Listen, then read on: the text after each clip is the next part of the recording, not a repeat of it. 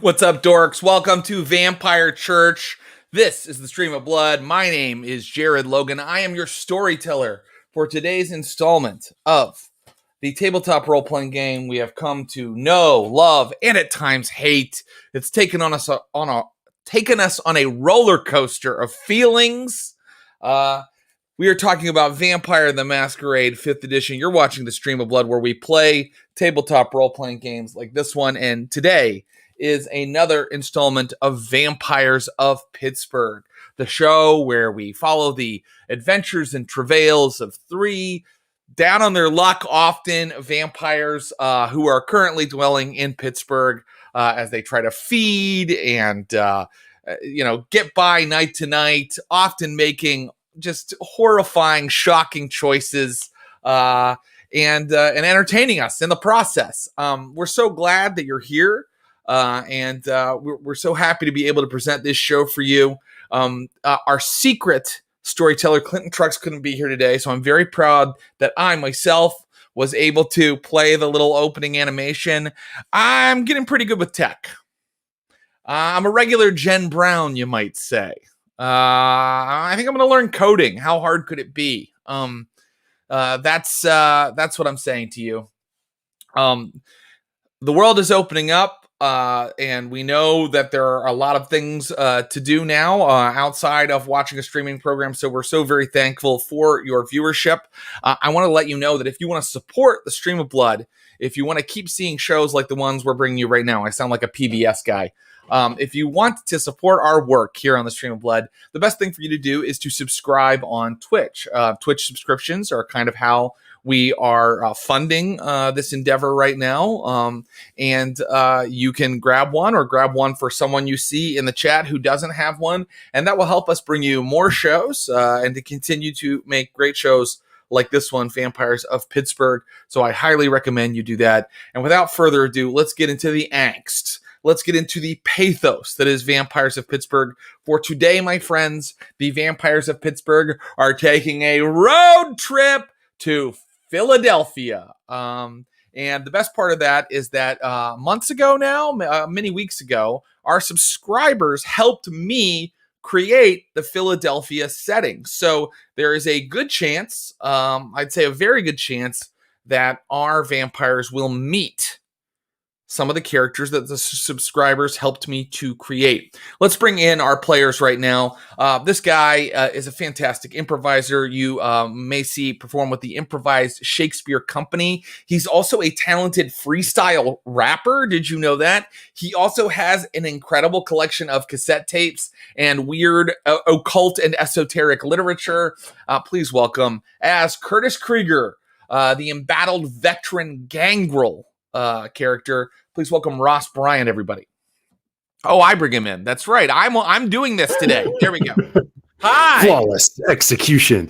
Yeah. Oh, what's up, Jared? Yeah, excellent tech work. You caught me in my tomes as usual, reading Robert W. Chambers' The King in Yellow. I love The King in Yellow. I'd never read it before. You and Clint got me catching up on all my weird fiction blind spots, and yeah, I cruised through that Ashton Smith, and man, 2 thumbs up.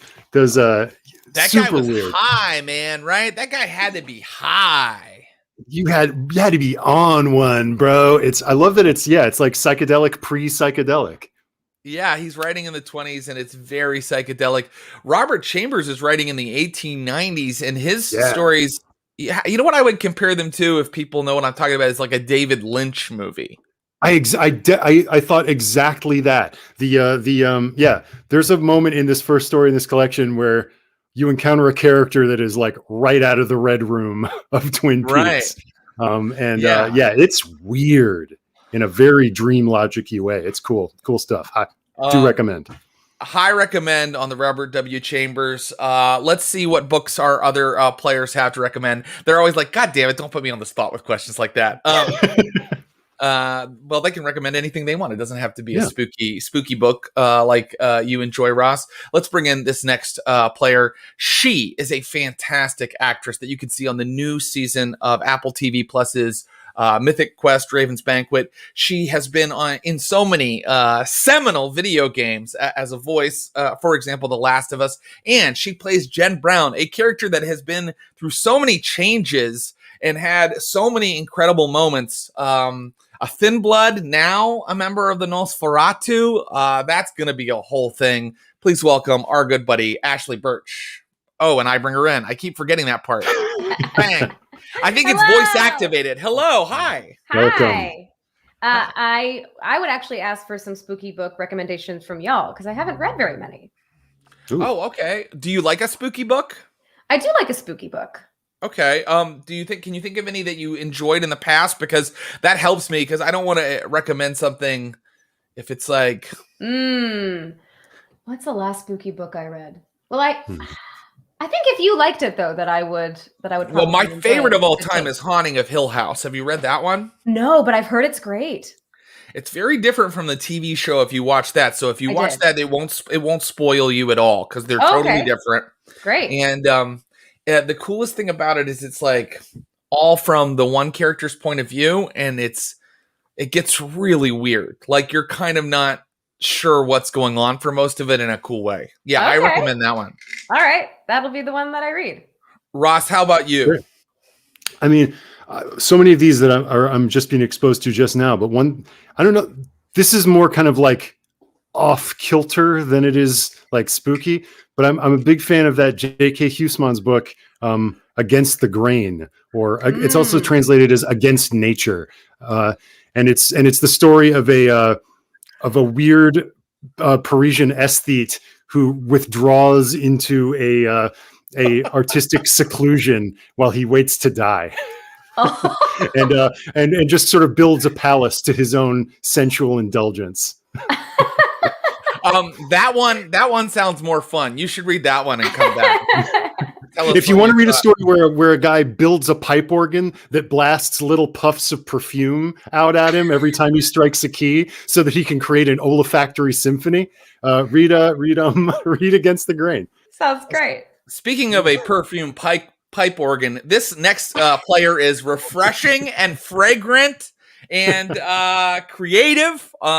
He is an actor that you might have seen on HBO Max. Is Raised by Wolves. You've heard his voice in video games such as the Assassin's Creed series, and he plays Lucius Ali, a Ventru, an Anarch, a vampire killer, a Diablerist with a vision for the future. And we may still find out a little bit more about that vision, maybe even today. Let's bring in the fantastic player all the way from South Africa, Mr. Abu Salim. And I got it that time. I remembered to hit the button. Yeah. Perfume piped killer? A perfume pipe organ. Yeah, I don't want to give away all the spoilers, but he also buys a turtle and gets gems inlaid into its shell so that he can sit and smoke and watch it waddle across the floor as it throws strange and delicately colored lights across his carpet. I feel like you're making this book up. This sounds so ridiculous. He's dying of venereal disease. This is the sort of stuff that I guess you gotta fall back on. When 19th century Parisians got venereal disease, it was great for their writing. Oh yeah.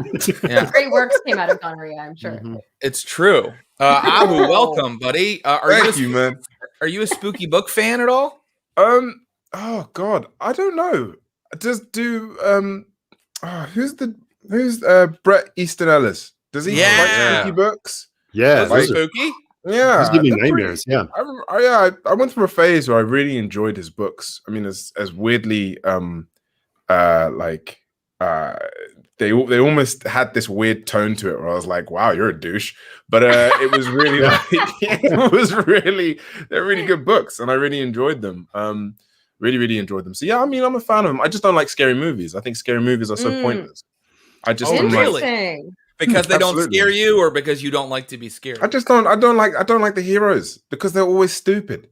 They're always running into danger. It's like, just go home, have a hot chocolate or something, and just chill, man.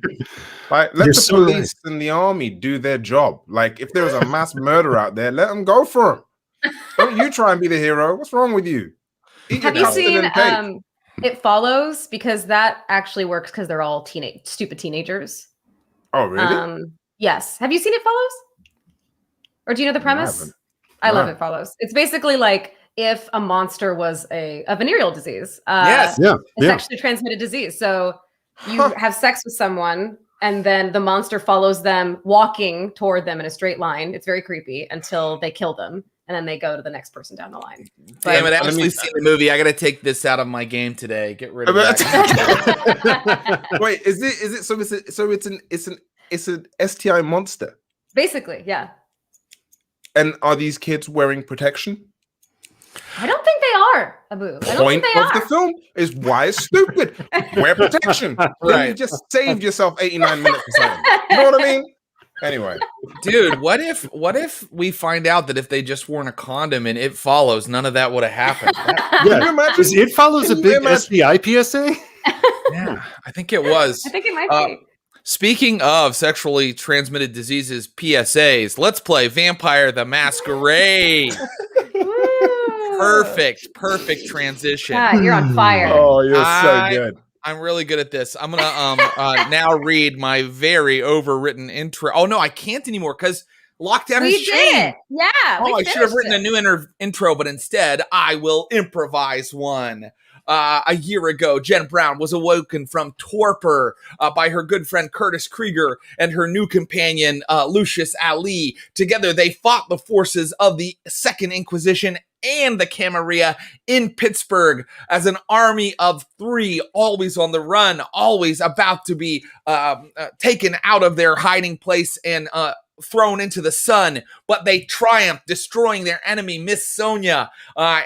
They triumphed, but they lost a little of their humanity in the process? ? This is Vampires of Pittsburgh Lockdown. Actually, there's no question mark. There's no question mark. Very good. Thank you. Well, I like to think I'm a bit of an improviser myself. So, there's no question that you lost humanity. It's literally, it went down on your sheet, everybody. Yeah. But I have good news for you, and the good news for you is that I'm going to give out a little XP right now. You can just bank it if you want. Oh. But we should get into it a little bit. So give me that tasty XP. Oh, yeah. Okay. So everybody gets. So the last time I gave out XP, I believe it was around episode 16, and you guys have gone through 22 episodes. So you now have 8 additional XP to add to your sheet. Okay. Yes, indeed you do. And let me see here. Okay, that's open, so I should be able to share a screen with no Clinton trucks here. Who knows if it'll be possible, but let's give it a shot. Okay, and this is just the XP totals. I can tell you what they are. Nope, not working at all. Okay, I'll figure it out. I'll figure it out in a little bit, but I can just tell you, like, well, we've been through all this before. New level to an attribute is whatever you want. Like, if you want to get the third dot in an attribute, that's 3 times 5. If you want the second dot in an attribute, that's 2 times 5, right? Skills are times 3, your new level times 3. And disciplines, which is what we always want, are your new level times 5, or if you want a discipline that's outside of your clan, which you all have clans now, that's a new level times 7. So we know that Jen Brown, I also wanted to mention this. Jen Brown, you transformed into a Nosferatu. You're no longer a thin blood. You now have the flaw repulsive. Anytime you want to, I know, what a horrible word. That's just makes you feel bad when you hear it. So whenever you want to disguise yourself to mortals, that includes, I think, even, if you later on get the power that lets you change your appearance using obfuscate, you take a 2 dice penalty because that is your curse as a Nosferatu. You also, when you have a messy critical or a bestial failure, mainly, you will be subject to the clan compulsion cryptophilia. The Nosferatu are obsessed with secrets. It's in your blood. And so anytime you have a bestial failure, you won't be able to do anything except for try to pry secrets from someone or something. you'll have a -2 to anything else you try outside of that. My Christmas present. Tell me it. Yes. Shaking Christmas presents. Yeah, it can't be like a secret recipe that you look up on Google. It's got to be like a real secret. It'd be really funny if we had a Christmas special. The vampires try to give each other Ooh, presents. can we? Yeah. Oh, no. Is it Vampire Christmas? Vampires Why- have holidays? We really should, but for real, to make it really funny, we should all have to be here on like December 24th at like 8 p.m. Right, yeah. Question. Yeah. Since I am a Nosferatu, Mhm. is it possible for me to get that power where I fly? Well, Anymore? I have good news for you about that, and mostly because our very good friends in the chat and on the Discord, I saw some comments about this. So, while it is not possible for you to get thin blood alchemy anymore, right? Because that requires having thin blood and mixing your thin blood with the stuff. Powers that you've used repeatedly with your so I mean like things like, remember you used heightened senses quite a bit. You used compel with dominate, and you used far reach is thin blood alchemy power. So that went away. Okay. But stuff like compel, you don't have to imbibe blood right before anymore. You just have compel. You just have heightened senses now. You just have you tried animalism a couple times. I said that's in there. You just have that now. So you can now bond a Famulus if that's the one that you want for level 1, amazing. And then you can use the Feral Whispers that you've used in the past. And in addition to your Obfuscate and your Potence that you gained. So you have a nice little array of powers there, and you have the new sheet. There is a blood sorcery ability that allows you to fly, if I'm not mistaken. Let me take a look here. This is what our good friends in the chat and on the Discord told me about. Thank you, friends. Yes, and that will allow you to, it's called Essence of Air. It is a level 3 blood sorcery. I believe it's a power, or it's not a ritual, is it? No, it is a ritual. So it's a level 3 blood sorcery ritual. You're gonna have to get your blood sorcery up. But the good thing is your friend Lucius Ali has already been studying blood sorcery. That's true. With the Tremir's books, and so he could probably teach you like what he's learned so far, and you guys could start learning the rituals and things. But to do that, you'll need to get your hands on some more occult tomes, or maybe get like another teacher. Maybe Marius knows some, but eventually our good friend Jen Brown could go full Lost Boys and fly around. That's it. So do you guys want to bank the XP right now, or is there anything that you think I need this right now? So yeah, you can't access how much we've had banked beforehand, can you? I think you guys were spending a bit. I'm not sure. It should be on like your sheet if you banked some, because I know that I think Ross, didn't you spend some recently? I did, yeah, but I don't know how much I had left over. Okay. Well, I'll go and watch all previous episodes of the show, and I'll figure it out. I'm gonna bank mine for now. Yeah. Okay. Bank it for now. And listen, we're doing a short interstitial, and then our chronicle is going to change titles in just a couple episodes, and we will come into that chronicle with all of it well spent, right where you want it. It will be a whole new status quo. But for now, we're going to follow up from right where we left you last time. I want to talk to you about the Nativity Hotel. The Nativity Hotel in Pittsburgh is where you've been staying with Marius Sakura.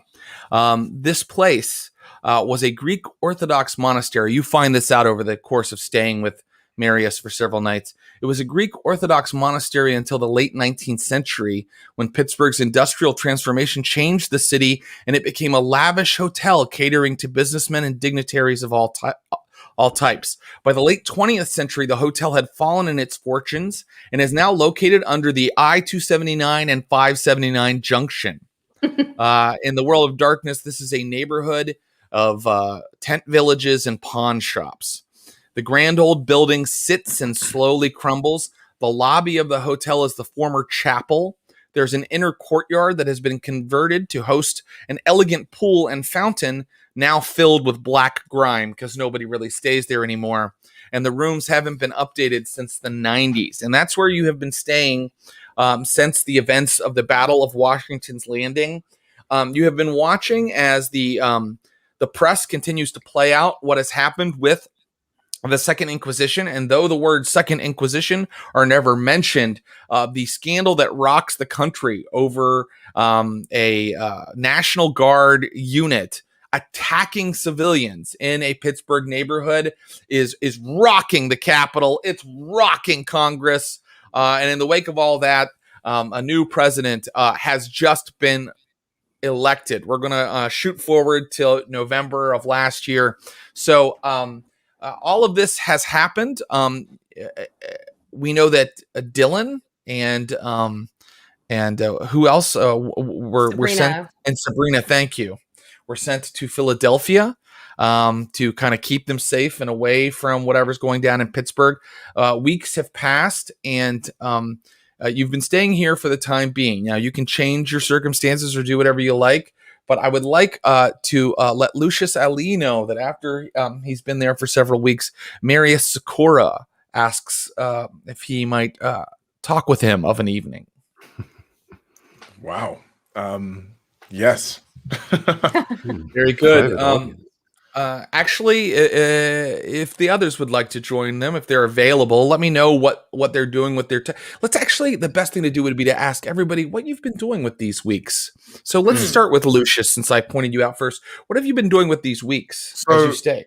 After the kill of my sire, I think I have been talking to Clara and potentially thinking of making her a just because I'm so aware of what Marius and what he probably potentially wants to do, and how, you know, sort of how vampires just want to almost be the dominant sort of species, which is normal, and also with me. I've tried to speak to Clara about potentially almost wanting to train her in regards of how to destroy a vampire if need be. Basically make her like a vampire hunter in a way. You're gonna buff her. Absolutely. Yeah. You've had weeks to try this. Would you like to go ahead and get her started? Absolutely. And I've given her the Archon's blade as well. Just as, something to kind of like. Yeah. I want a spin-off with Clara being a vampire hunter so bad now. Rise of Clara. Yeah, honestly. Composure plus leadership to train her, and the number of successes you get will allow me to tell you how well it's going. Can I can't surge, can I? For this, no, you can't, and the only reason is because I'm going to say that this role is a little abstracted. It's happening over a course of a couple weeks. Okay. Oh, okay. 2 successes. 2 successes. It's going okay, Lucius. I mean, like, you see that she is constantly kind of overzealous, and let me ask you, are you trying to keep this kind of quiet that you're training her to do this, or are you being open? I'm being quite quiet about it, just because I don't want too many people knowing, basically. Great. So you're probably taking her off site from the Haven somewhere to do this. And the problem is that Clara, for all of her many good qualities, which, you know, she is actually an apt student, an apt pupil, and she is actually very good with weaponry and following your instructions. The problem is that she likes to talk, and that she is a little overzealous. So you're having to really kind of like make sure she's not trying too much at once. She wants to go off and hunt vampires tonight, you know, and she would probably end up dead if she did that. So that's how that's going. And so let's say that in fact, this very evening when Marius summons you, you're coming in back to the Haven with Clara after you two have just had a fight about the fact that she thought she was ready to go on a hunt tonight. Yeah. Let's find out what was going on with Curtis Krieger in these intervening weeks. I feel like we hand waved it last time a little bit, but I think he spent time early on walking the streets and just sending the whispers out into the winds to reconnect with Ruby. Yeah. and got her. And if he's feeling generally as secure as he ever feels, I feel like if he'd like to kind of follow up on some of those connections he was forming about Pittsburgh's drug trade and where the flow is coming from. Very good. He may make a streetwise plus, let's call it composure, but he could switch it to manipulation or charisma based on what his strategy is. But Curtis has a couple criminal contacts from just being kind of out on the street and having been, a drug consumer in a meaningful way. So you can roll that now, and his criminal contacts can let you know about how the drugs are flowing into Pittsburgh. All right. One success. Okay, one success is enough for you to just confirm something your character has already heard before. The words that you keep hearing or the name that you keep hearing is Lavro Makarovich. Lavro Makarovich is the current leader of the Odessa mob in He's out of Philadelphia. And so drugs are coming into Pittsburgh through Philadelphia. And so I think that on this particular day, you've been just walking around the city, talking to, various users and abusers, and confirming from everybody that there is no other source. Lavro Makarovich, the Odessa mob out of Philly, is the source. And on this same day, you suddenly hear a barking behind you. A course. But most people would go tense, but you relax because you know who it is. And suddenly, boom, she almost tackles you. Ruby just jumps on you, licking your face. Oh, good girl. And and a boy and his dog walk through the night. And now she's very hungry for her for her dinner. It's been a while. Her dinner. Yeah. It's been a little while. So you guys can all go back to Hunger 1. And of course, all of your health levels are healed because weeks have passed. But Curtis Krieger, are you going to rouse to feed Ruby? Absolutely. Very good. Caesar Milan says you need constant positive reinforcement. Yes, success. Okay, very good. So you kind of whatever your process is, you feed Ruby your blood, and you can see Ruby it's almost like her musculature changes as you're feeding her. Like for a little while she seemed like a normal dog, and she becomes more statuesque. When you feed her, her muscles and ligaments sort of stick out a little more. And can't run with the big dog. Stay on the porch. Yeah, if you look down the alley, you just see a guy petting the dog, and if you looked closer, she's licking his wrist a little more aggressively than normal. Very good. And now let's hop to Jen Brown. Jen Brown, what have you been doing in these weeks? You've been through a lot. What are you up to? So Bond Familis, that means I can get a little pet, right? That is correct.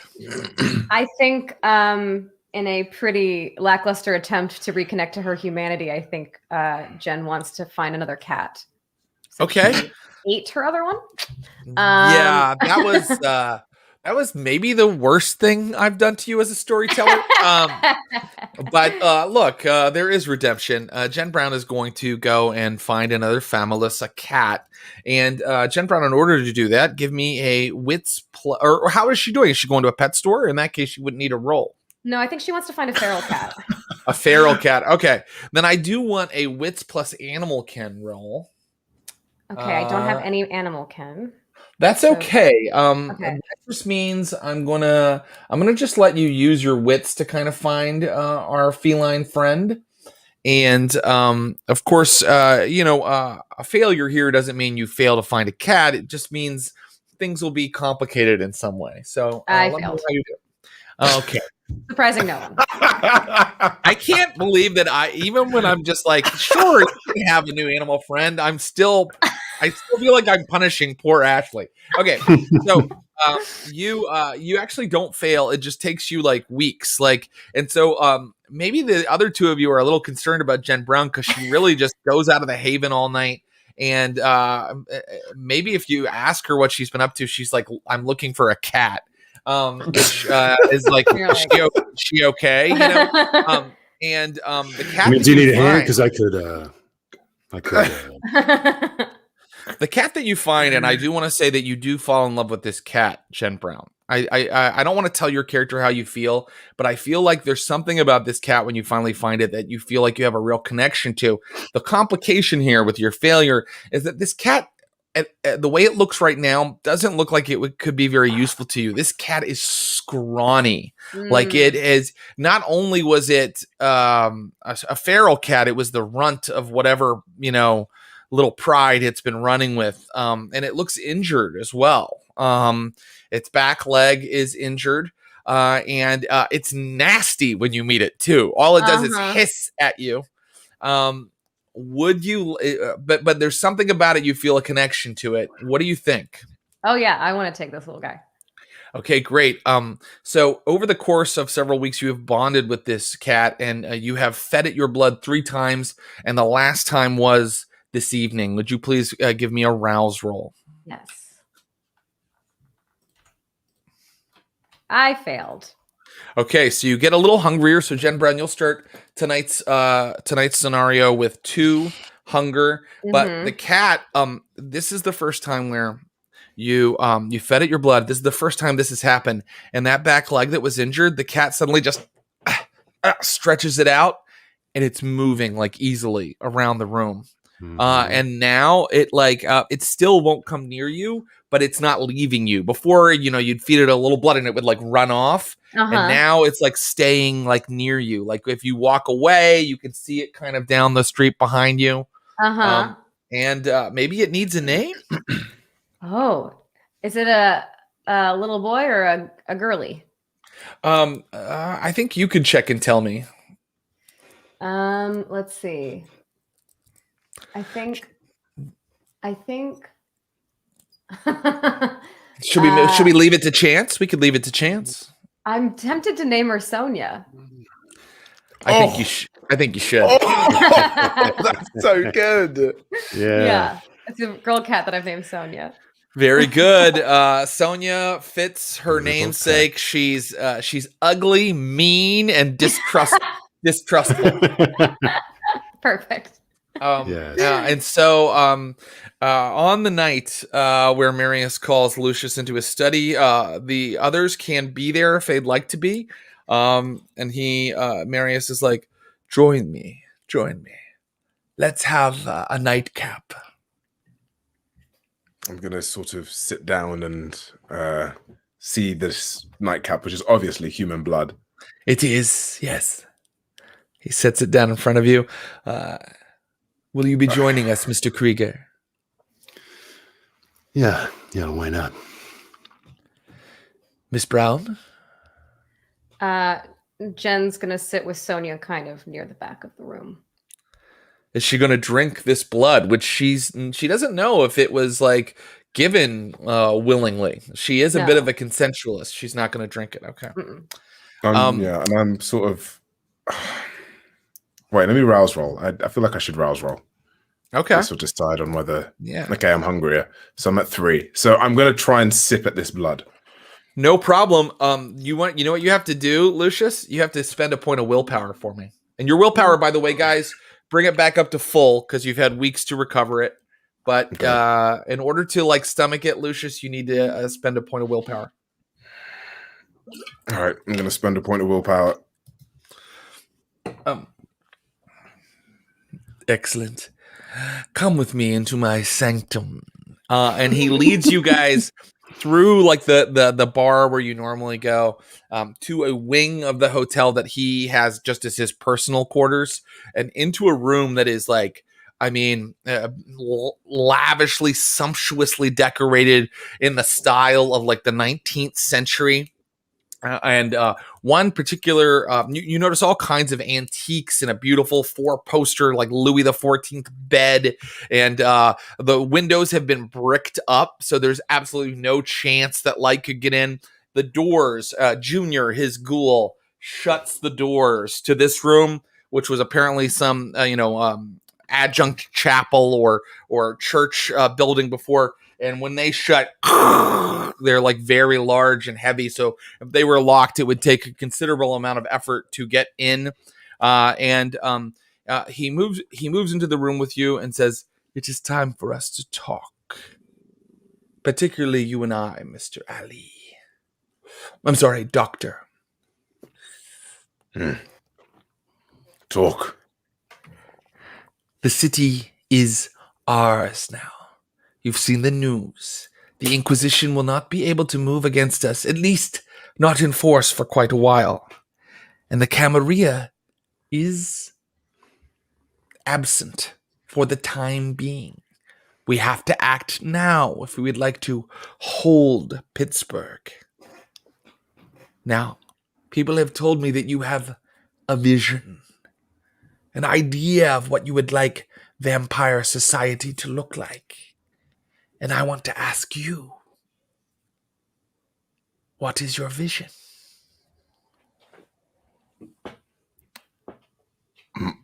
My vision? Yes.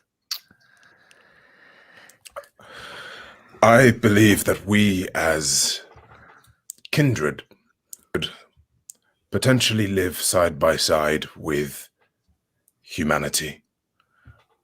However, I also believe that we have just touched upon our evolution, our sense of growth. And I believe that with the mixture of both kindred blood and human blood, we could potentially push ourselves and our survival to something greater. The idea of potentially seeing the light again, the idea of potentially feeling something different to this hunger could potentially be something incredibly fascinating for us to explore as we are. I mean, we have time on our side, don't we? Indeed we do, and no one knows that more than me. But you've been trying to explore through diablerie, yes?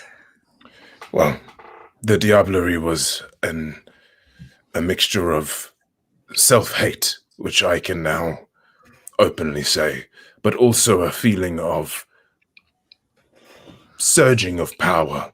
You see, through diablerie, I've been able to not only gain more knowledge from the people that I have digested, but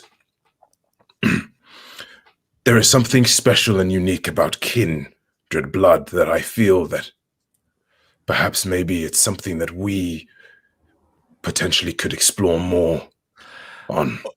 Oh, I think we shall. I think we can. Unlike those prudes in the Camarilla, I will not judge you for your appetites, nor you, Miss Brown. I bring no judgments, but I do bring a warning. That path can be very destructive, as what you well know. You must walk it slowly.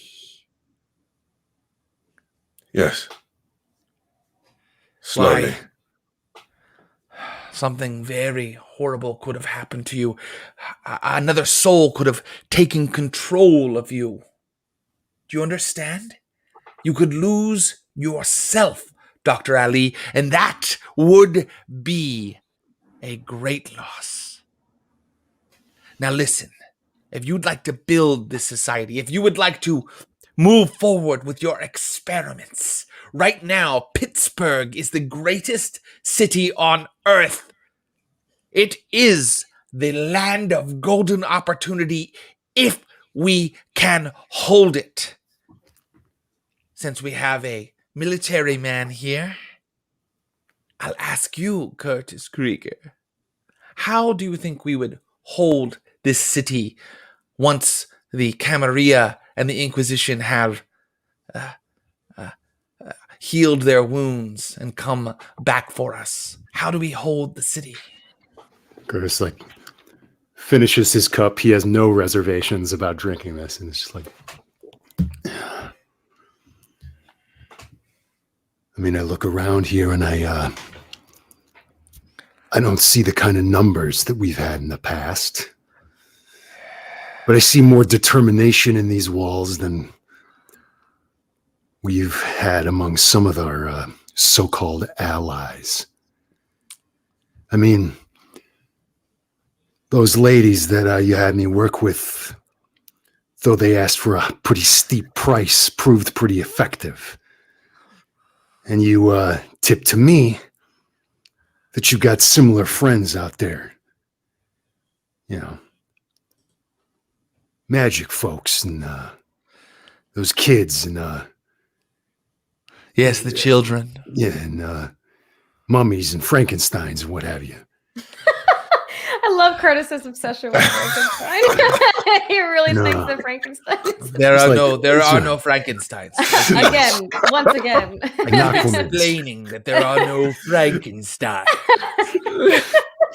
Look, I had my blinders on when this first happened to me, but now I know that anything is possible, even Frankenstein's.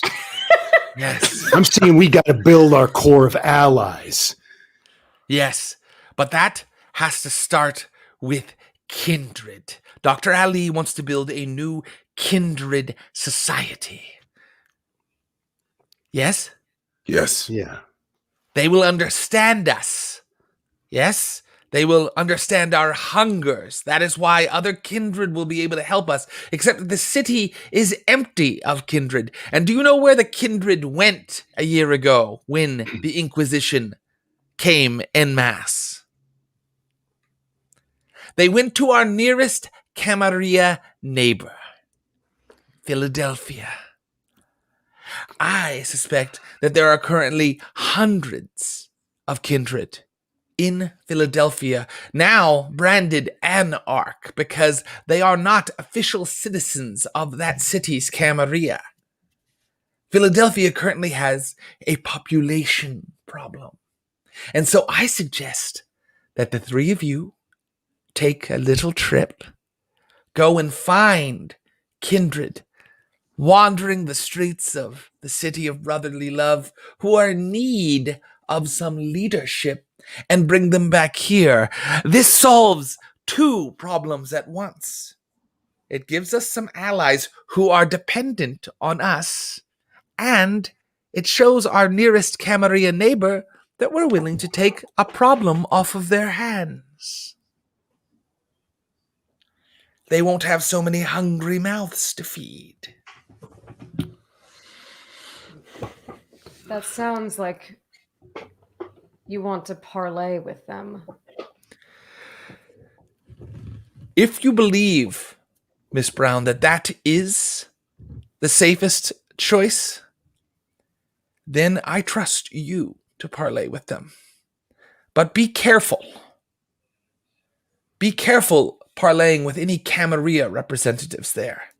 You might be safer simply to find any Anarch bands that are in need of assistance and convincing them to come back here.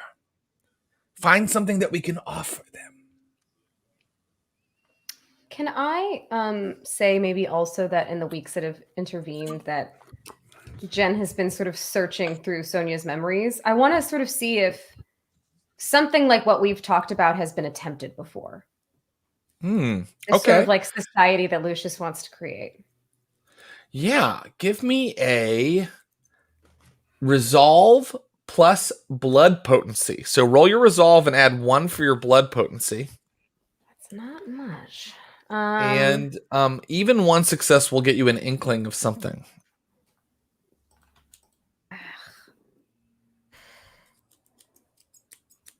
Total failure. Okay, no problem. Listen, I think that you seem to be interested in delving into Sonia's memories. So you should figure out how to do that. There's got to be some kind of secret somewhere out in the world that will give you possibly a new discipline that we create on our own, or some sort of technique you can use. Jen Brown just doesn't know what it is yet. Even with your failure, I'll allow you to understand that as a hardcore Camarilla stalwart, Sonia probably would have been horrified at the idea of going and recruiting a bunch of anarchs to come back to Pittsburgh. But, right now there are almost no vampires in Pittsburgh except for you 4. Thana is possibly out there somewhere. But and in theory, maybe Bex or a couple of the Camarilla Vamps escaped that battle, but no one knows where they are, and the city is sort of open for the taking right now. Is the point of his little speech. Mm-hmm. You guys can talk as players and let me know what you think about this plan, and you don't have to go along with it or go along with it in the way he's suggesting. I do want you to know that it's completely open to you. Just let me know your thoughts and if you're willing to take the trip, because that's what he's asking you to do. Question, quick again. Yes. How many XP is it for skills again? Yeah, that's a new level times. Let me see here. New level times 3. So if you wanted like a level 3 of something, it would be 9. Would you like to purchase a skill right now? Leadership. Yeah, good idea. And what is your leadership level at present? It's nothing. Oh, great. Well, then the first level will cost you 3 of those new XP you have coming to you, leaving you with 5. And the second level will cost you 6. You at least have one other XP banked, Abu. So would you like to go ahead and get 2 dots of leadership? Yeah. Done. Great. That was probably a really good purchase if you're thinking about going on a recruiting tour. Mm-hmm. And I think I'm just going to kind of be like, I think that if the opportunity presents itself, an opportunity for experimentation, but also for a better future, then I truly believe that perhaps we need to start with Philadelphia. Perhaps we need to break against all these old traditions and truly see something new. I think we should go to Philadelphia. Bring them back here, Doctor. Don't play in the playground of the Camarilla. Bring them here where you can experiment freely and teach them your new system. And I and Junior, we'll see about getting everyone fed. Marius, could the 3 of us just talk for a moment? Certainly. Outside. You are, of course, in his personal quarters. And then, walk outside. Mm-hmm. I feel like we should. Jen's gonna keep walking into a separate room. Okay. I mean, I'm sure he has heightened senses or some shit, but just to try to chat, just the 3. You can go into the other wing of the hotel, and even heightened senses would be hard pressed to hear you there. Okay. So I close the door, and I kind of look at both of them. Okay. What's our plan here? Even if we go to Philadelphia, are we just bringing back an army for him? We owe him a lot now. I'm a little concerned about being his errand boys, because that's what this feels like. Then we can always play it the way that we always do. And the people that we talk to, we can be sure that they see it from our perspective and not from his. What is your perspective, Lush? You said something about being in the sun again. What do you mean? Yeah. I truly believe that this isn't the end for us. I know that this isn't the end for us. We can't continue to live like this, constantly hungry, feeding and killing. It's not us. We started on this world as human beings. I constantly look at my sister and I see her, and look, I just want to be safe again. I want Clara to be safe again. I want everything to be, I hate the word, normal. But what you're talking about? Are you talking about blood sorcery to change our physical forms? Blood sorcery is just one avenue. I'm talking about science here, facts. I'm talking about something that is proven, something that I could prove, something that I've trained my life to do is to cure, to heal. Are you saying that there's a way to bring us back to life? Maybe we're not dead, Curtis. Maybe we are simply on the edge of an evolutionary state which we never really thought of. I mean, look at the world around us. We never saw or thought of the idea of witches or gargoyles. It's to us beforehand, before all of this, it would have been madness, but there is potential. It's exciting. And as a scientist, I want to go further. But of course, I know that it will take a lot of mistakes. But if it means that we could at least change society as a whole, if we could change the way that kindred treat one another, the way that humans may see us, the way that stop the idea of even the Inquisition coming into mind, seeing us as a threat, but as an evolutionary state. I always think of it as Neanderthals and Homo sapiens. What could potentially end up happening is that we as kin wipe out humans, human beings, see them as food, fuel. What happens when we deplete that source? I want to stop that from happening. I want to find a way of potentially keeping everyone on a level playing field and happy. Imagine. Just imagine. Jen Brown, you were a little distracted during all of this because you got a text. 1 second. I check it. It's from Sabrina. You haven't really talked to her since you sent her and Dylan to Philadelphia. So weeks have passed. And it just says, I want to see you. I pocket the phone.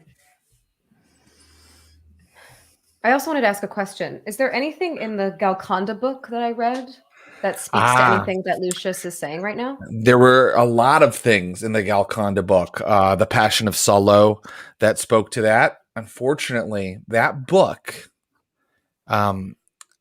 is in the wind. Fauna, if you can find her, is likely the culprit who has it. But remember that Economy Village was abandoned when we realized that the Camarilla knew, that was your current haven. And so Fauna and Dylan and all of your allies abandoned that haven. Some of your allies, your two human allies, were sent to Philadelphia, but no one really thought about Fauna. And so I can go ahead and say, Jen Brown, if it works for you, that you did search Economy Village a bit later, a couple weeks later, and you found the book gone and Fauna missing. Okay. I'm going to pocket the phone and... Okay. Let's go. Wait. Can we just take a moment here to just... Did you just agree with me? Yes. She did. Curtis, you saw that, right? All right. Yes. See what I mean?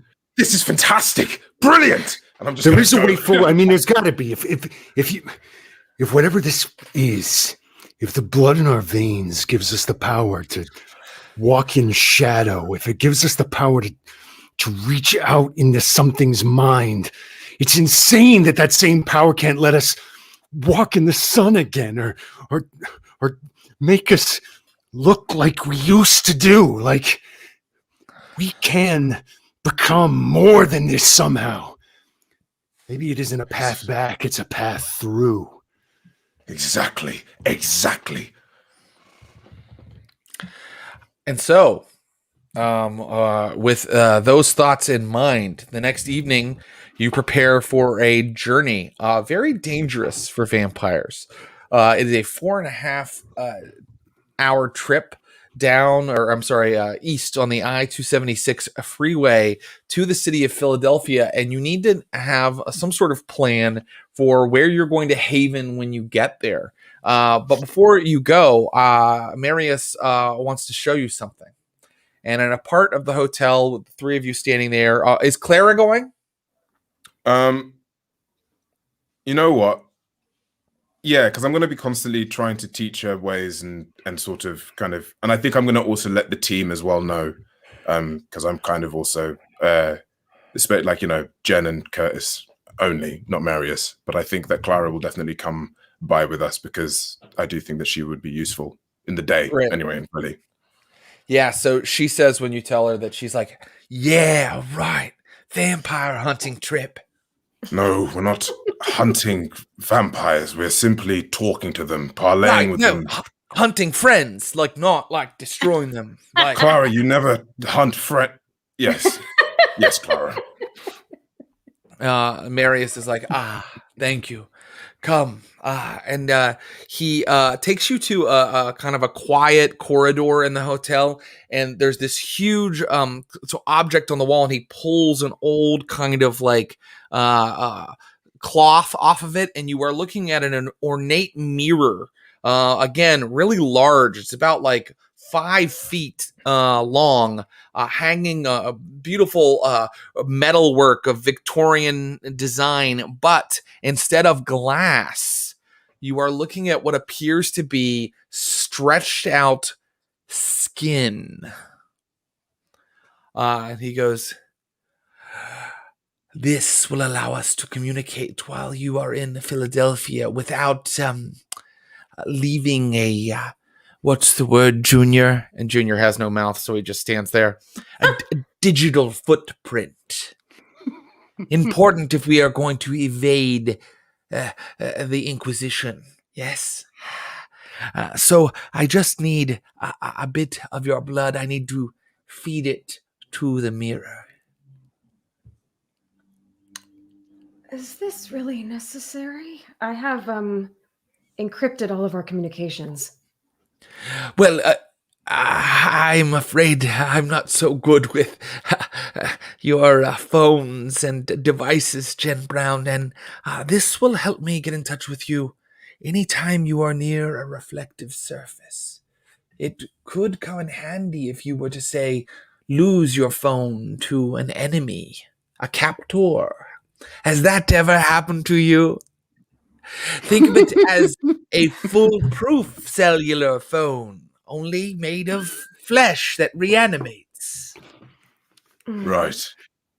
And this has no sense of control over any of us or there's no setback in regards to you could use this to control us in some weird fashion or way. No, of course not. I detest the Camaria's control. I would never do that to you, Dr. Ali. Understandable, Marius, but you're not necessarily the most, whatever. And I'm just going to bite into myself and just put it on the fucking... Make a rouse roll. He's like, I'm happy to demonstrate now that Dr. Ali has been the first guinea pig. I'm successful, so I'm not hungry. You don't even get hungrier. It just takes a little droplet, and when you press it against the mirror, you feel it kind of like suckle your hand for a second. It feels like lips form and kind of drink at the little cut you made, and when you pull your hand away, the lips kind of are absorbed back into the mirror. And he's like, Dr. Ali, go to another part of the building or even outside to a reflective surface of some sort. And then I'm going to go outside. I think I'll go to the bathroom, for example, and then sort of... Right. Mirror. So suddenly, when you're in the bathroom, Lucius, suddenly like this hazy kind of vision comes up on the bathroom mirror. There's just like old bulbs in here. Half of them are like out because no one's been changing the bulbs. Junior hasn't been keeping everything kept up. So it's kind of dark in here. It feels like kind of when you're a kid, you go into the bathroom and play Bloody Mary. And suddenly this like very hazy kind of image of Marius comes up on the mirror, and he goes, see, I told you, it's like using a FaceTime.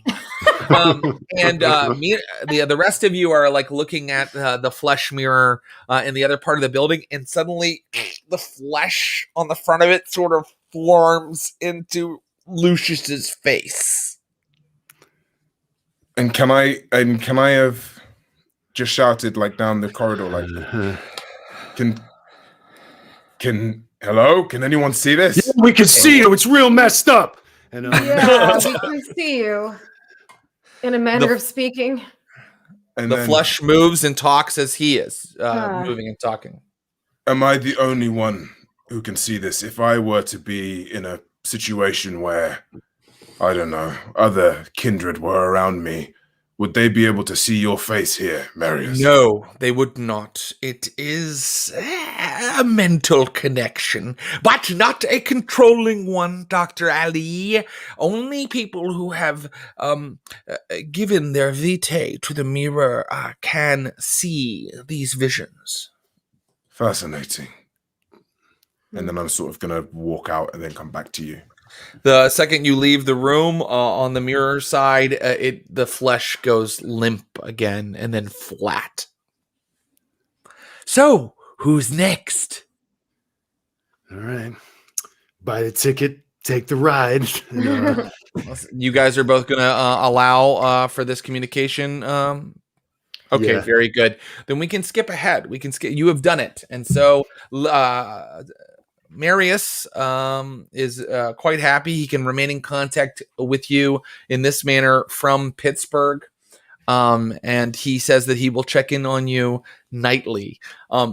You need to tell me how you are planning on havening. Maybe you guys are like, oh, we're badasses now, so we'll just find one when we get there. Or maybe you have a plan. But what are you going to do about sunlight when you arrive in Philadelphia?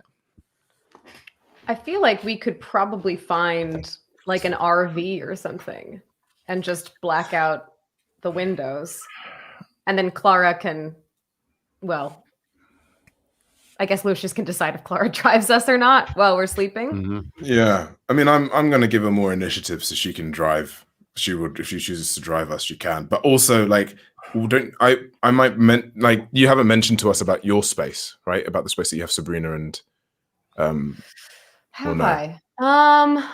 You did try to put them. I mean, my understanding, if I'm correct, was that you were kind of trying to put them out of harm's way, which means you might be trying to keep these guys away from them.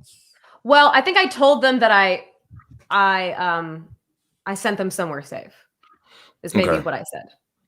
Okay. I might say, okay, fine. Then yeah, we have no idea. Then I'll have no idea about that. So I might then potentially kind of, yeah. I mean, like I think I'm cool with an RV. Then I think if there's no other if we have no other way of locating anyone, I mean, surely we could have asked Marius if he had a connection. Yeah, with anyone and I've got my criminal contacts. I mean, I could find us probably not the most luxurious accommodations, but I could get a line on something. Yeah. Well, Marius actually, you know, the reason he explains that he kind of needs to use you guys is because he's been in Pittsburgh a very, very long time. And so he doesn't have connections in Philadelphia anymore as far as he's aware, although he does have some vendettas against several Camarilla members there.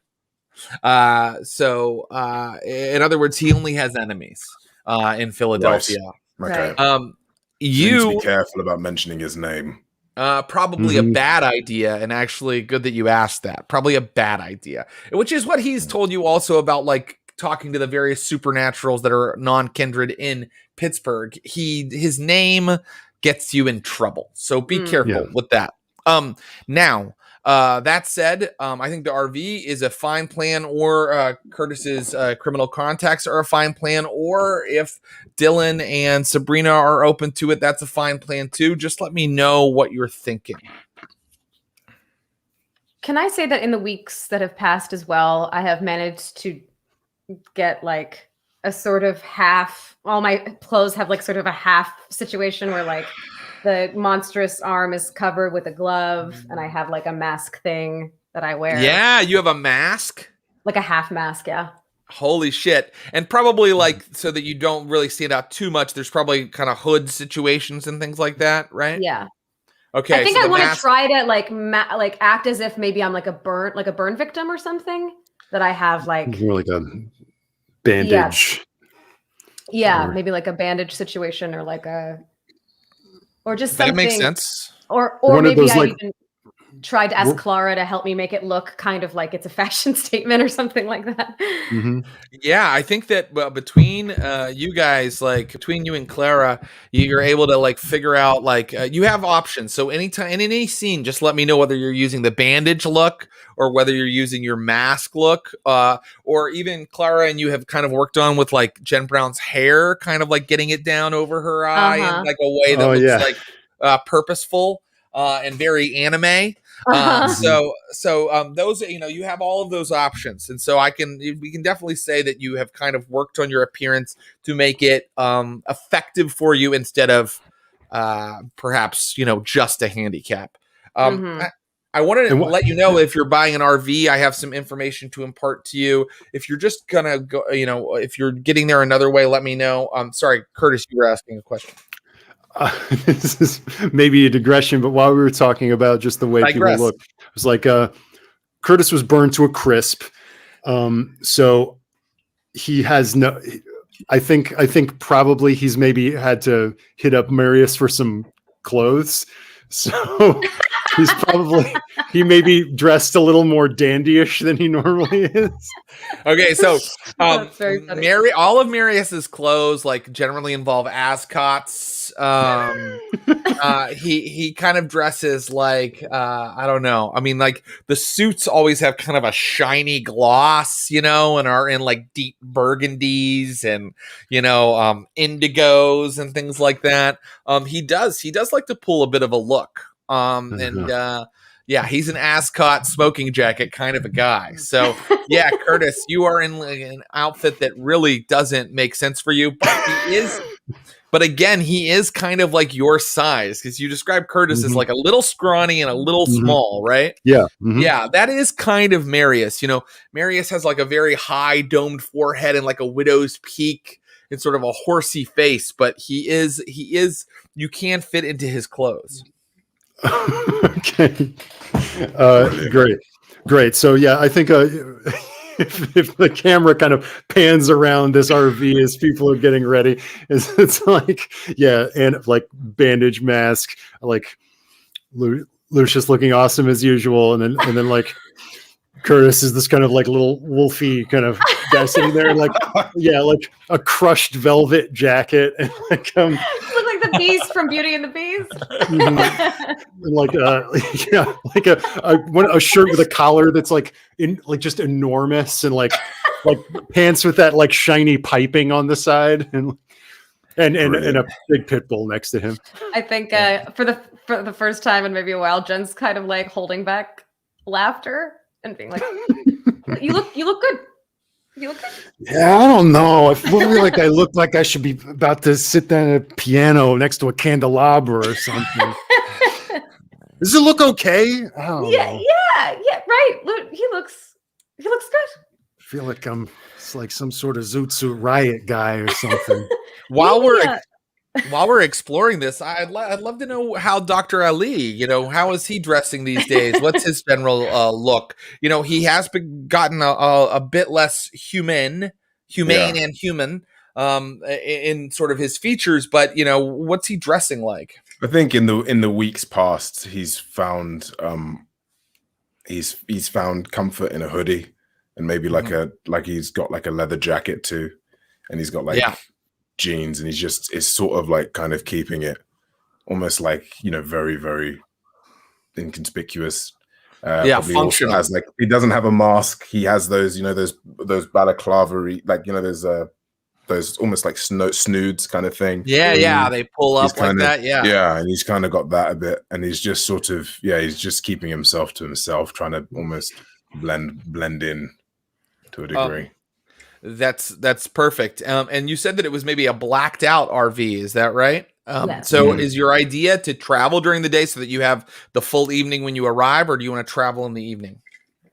I think if we can set it up so that Clara can still see and drive us. Yeah. If Lucius thinks she'd be okay to drive us. Yeah, absolutely. Okay. You've set up like a kind of like a blackout curtain between the driver and you, and it ties down so that it's not like, someone could get in the door and throw it open. Mm-hmm. It's a little tougher than that.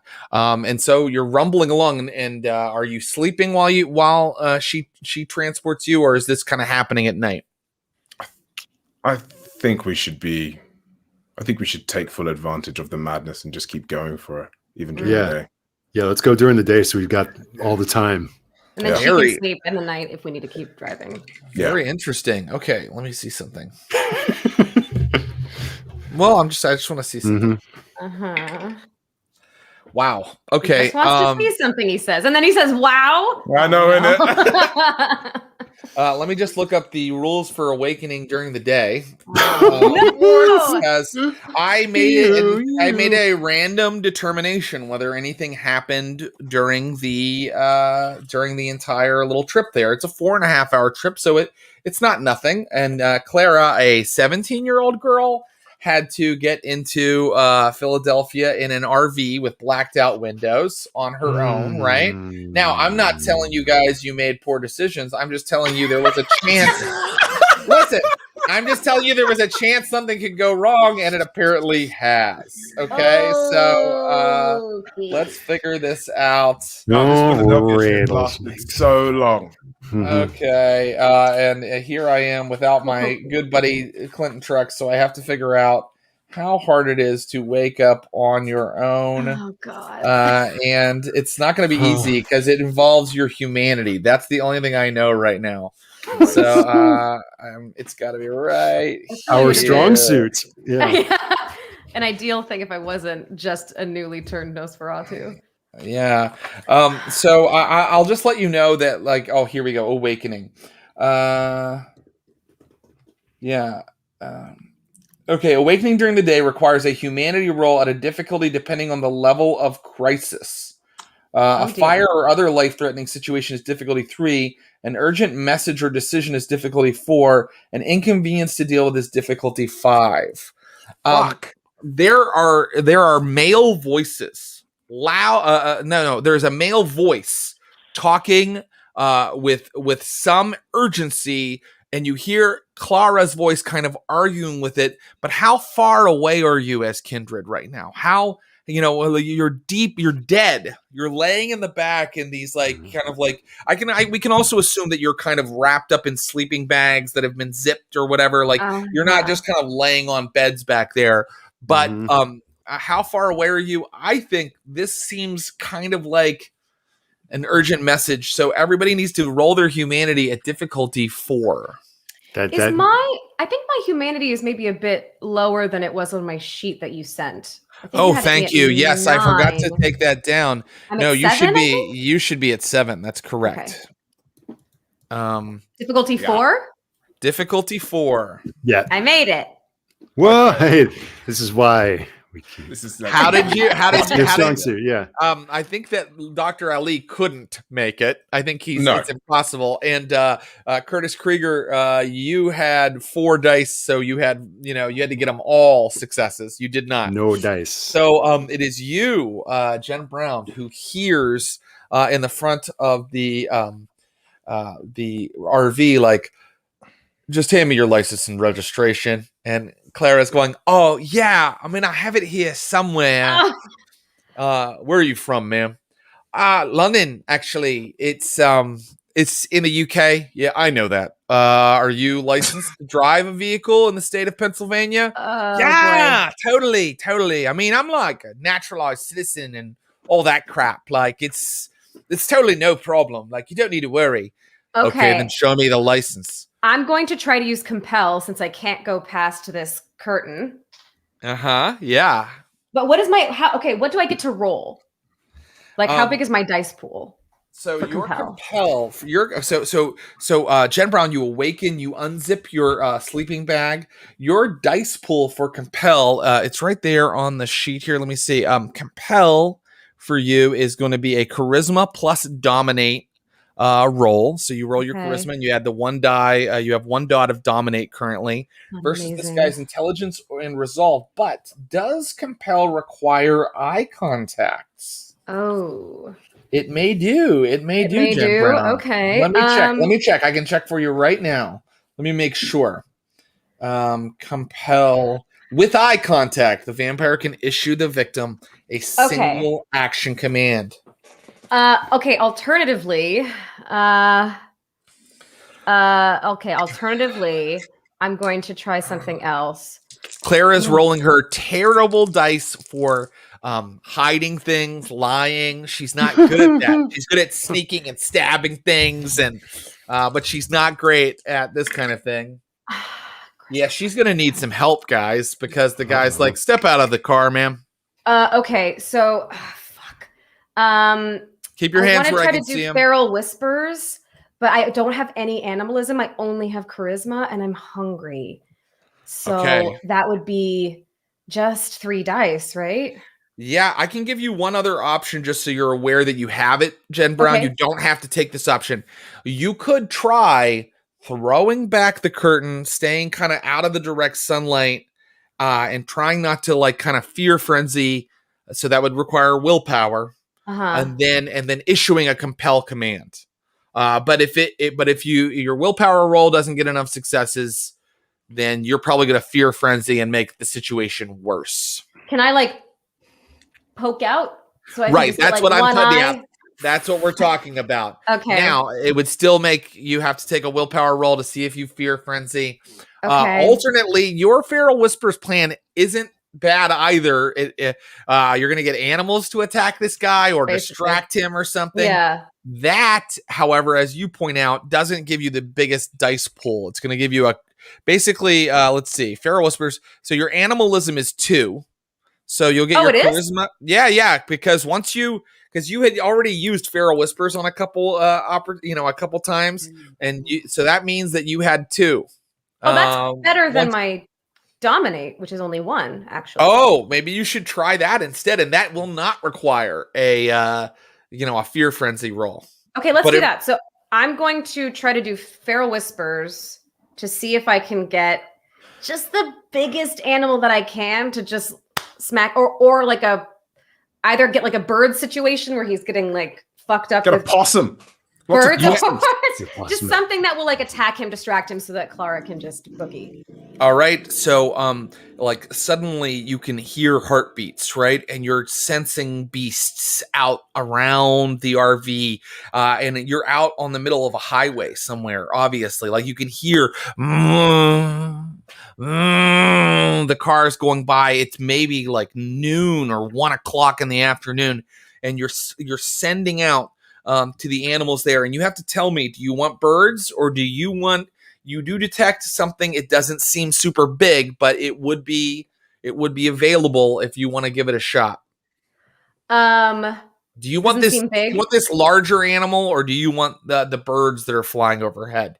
How many birds there are? Yeah, you do. You feel that there are at least 4. And then the animal, let's see how large it is. Actually, the animal is, it's not huge, but it's a 6. Oh. Do I get a sense of how big that is?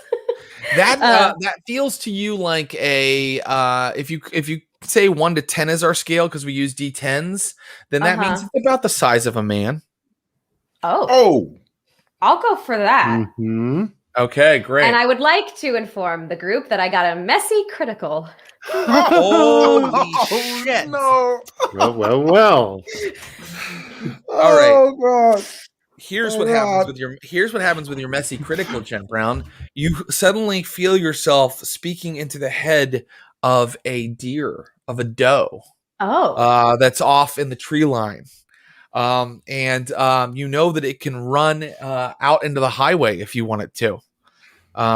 It can run out into the highway, or it does sense, it's like kind of afraid of, but it does sense your RV, and it senses the highway cop, and it doesn't really see them. It more like smells them, and it more hears them. Every time his feet kind of grind against the gravel on the side of the highway, it tenses its muscles.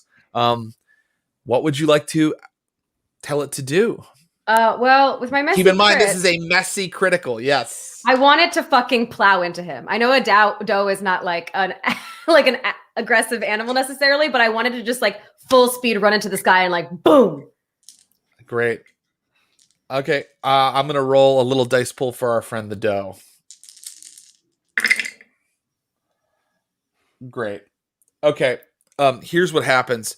Clara's like, yeah, I'm getting out. And then all of a sudden you hear, "Meow," and then you hear, whoop, and then you hear, honk, honk, honk, honk, and then you hear cars smashing into each other.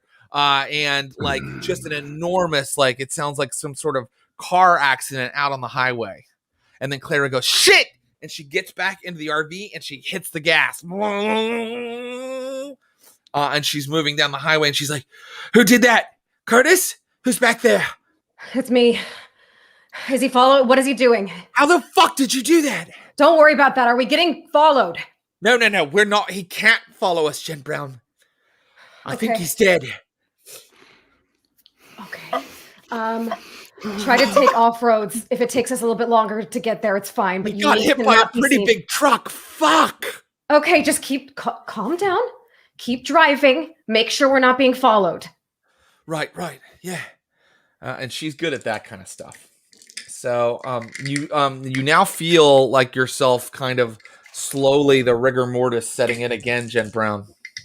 Okay, great. The last thing you hear from her, with her a very good roll of 5 successes. Oh, hell yeah, Clara. We're not being followed. I think I found an alternate route. Wow. Okay, good job. All right. Good job. The next night, the sun goes down, and everybody suddenly air in the vitae and then starts flowing, and everybody must make a rouse roll for me. Don't get hungrier. I got hungrier. Jen's gonna need to eat. I got hungrier. Oh no. Clara opens the curtain. You can see that it's fully dark outside. She has you parked in like another like 7-Eleven parking lot. And she's like, we're in Philly. Great. Oh, Clara. How was it? Are you okay? Fine. A bit of a bump in the road today. Okay. Jen can tell you about that. It's handled. Right. We should probably get some dinner before we do anything else. Right. Yes. And I'm going to kind of look around the area. Like, so we're at 7-Eleven, you say, right? Yeah, and she drove you to what is called, because there were discussions made ahead of time. You can alter this if you want, if this would not have been your plan. She drove you to a section of town that probably wouldn't be kind of filled with vampires, because you didn't want to start in a place where you'd immediately be bumping into potential enemies. So it's what kindred often call a barrens, and a barrens is a part of town that is mostly industrial and doesn't have a lot of human foot traffic. So vampires don't normally congregate there. They would rather congregate near a food source. And so you are in a section of West Philadelphia right now that is a pretty dilapidated, where there are a lot of kind of abandoned warehouses, abandoned churches, and the only kind of businesses still operating are little convenience stores and cheap grocery stores that are kind of on the edge of a residential area. Okay. I'm going to sort of look to the team and be like, I suggest then we start looking for food to begin with, and then we meet up here in the next sort of hour or so. Is that good? Okay. How are you gonna eat? I'll think of something. We've got our ways. Don't worry about it, Jen Brown.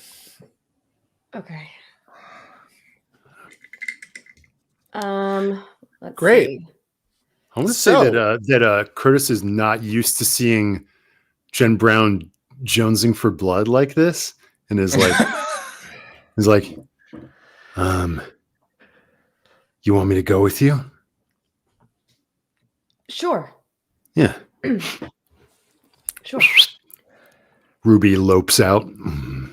You can, of course, contact your touchstone, your human friends, and start there, or you guys are just gonna feed, right? That's different. Okay, let's do that. Where would you like to go? Would you like to just wander around this barrens, or would you like to go to a more populated section of town? I'm still a consensualist, aren't I? You prefer for people to willingly allow you to feed. I'm hungry and my dominate's not very high. Can I even be sated by animal blood anymore? You can. You're only at blood potency 1 right now, I believe.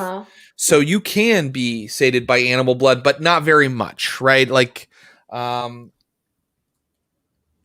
it's not going to be. You'll never like take away all your hunger. At best, you'll like take away 1 hunger. Okay. If you ate a cow, you'd take away 2 hunger. Seriously, I think that's literally the example they might give in the book. Are there any cows around? There are not. Okay. You're in West Philadelphia, born and raised. I think I would probably just follow Curtis's lead because I don't think I've gone out hunting in a while. Okay, very good. Curtis, take the lead, my friend. All right. And we're in a very depopulated portion of town with That's right. No, I do not have these kind of consensualist leanings. You are in a food desert, both for people and kindred, probably. You are in like a very depopulated part of town where the only kind of businesses are little convenience stores and yeah.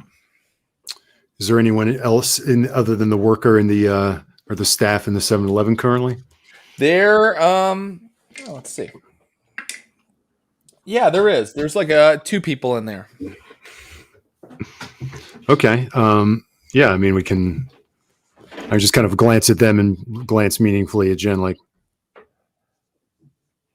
let me try something. And I'm going to try to, does it count as consensual if I compel them to let me feed on them? Unfortunately, it does not. Now, you could break your feeding exclusion, but I'm going to require willpower expenditure from you. You'll take willpower, basically willpower damage. And for you to like compel someone instead of going with your usual consensualist route, which might be just kind of how your vampire is changing. Like we can even buy off that flaw later and you can change your predator type if you want. But for today's session, you need to give me 2 willpower points. You need to damage 2 willpower to use compel on somebody. How did I do it before? I paid people? So what we talked about, and we haven't talked about this in a long time, but I'm glad we're talking about it again, is you had learned a little bit of phlebotomy, like basically, and you were paying people. You were paying them to like sit down and give you their blood, and then while it was still fresh, you were drinking it. So you were kind of doing a blood drawing business with people off the street that answered your ad, your internet ad. Okay. That was consensual because they were, getting paid and they were calm. That's why you always had powers that dealt with phlegmatic humors, because the people that you took it from were always calm and like, I think I'm going to have to take the willpower hit. Probably.